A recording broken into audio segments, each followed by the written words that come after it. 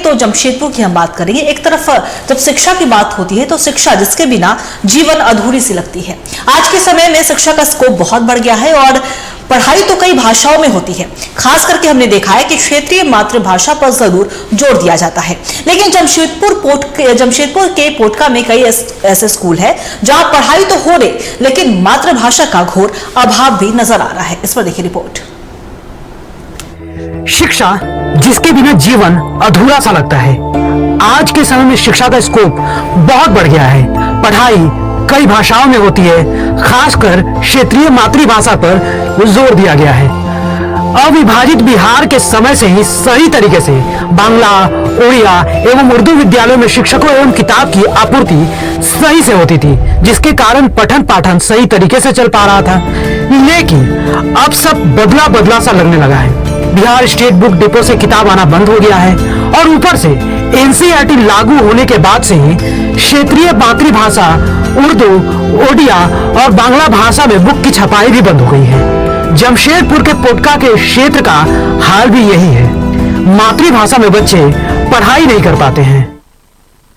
जैसे हमारा बोर्ड मध्य विद्यालय हल्दीपुर में कुल 1 से 8 तक में 110 स्टूडेंट है और अभी तो यहाँ पर हिंदी में ही पढ़ाई हो रहा है और बुक भी उसी में आता है हिंदी माध्यम से।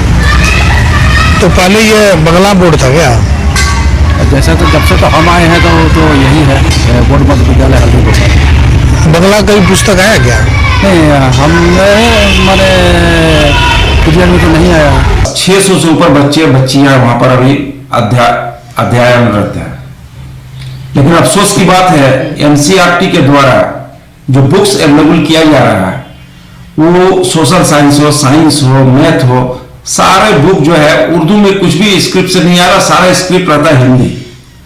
सिर्फ जो एक जो मातृभाषा वाला जो बुक है उर्दू का वही एक अवेलेबल हो पा रहा है। सारी किताबें जो है वो हिंदी लिपि से आ रही है।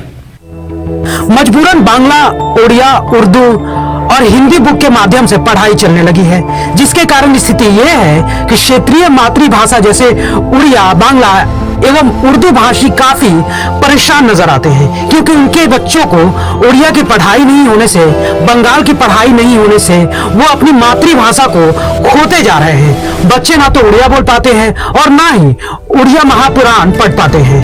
उर्दू और बांग्ला के शिक्षक तो है, मगर बुक्स की छपाई नहीं होने से बच्चे हिंदी में ही पढ़ रहे हैं।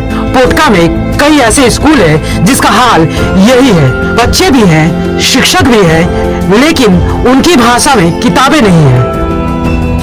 हम लोग क्लास 8 तक टोटल सब्जेक्ट उड़िया में पढ़ते थे। उस टाइम हम लोग का बुक अपने खरीदते थे अवेलेबल का, अविभाजित बिहार के समय। लेकिन जब से झारखंड अलग हुआ पूरा सब सब्जेक्ट हिंदी हो गया, क्षेत्रीय भाषा का कोई लगभग विलुप्त के कगार पर है।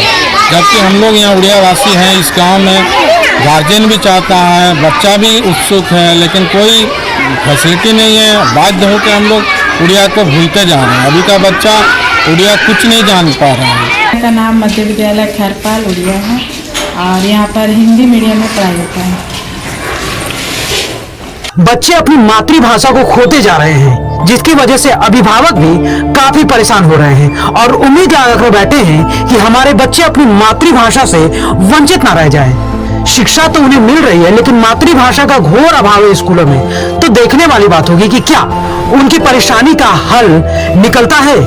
जमशेदपुर से टीवी 45 के लिए शंकर गुप्ता की रिपोर्ट।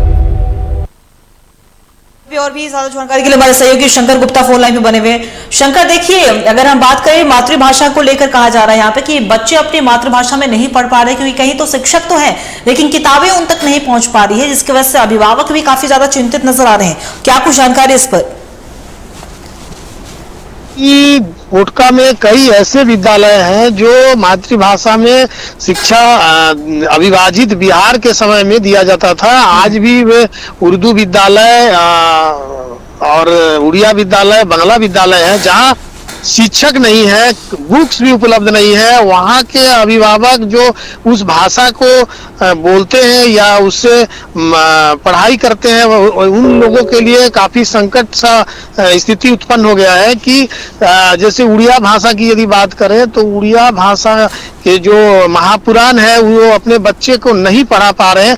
उन लोगों को इस बात का दुख है कि वो भाषा ही जो है कि भूलते जा रहे हैं। बंगला भाषा जो है कि पूरे हिंदी भाषा में परिणत हो गया है।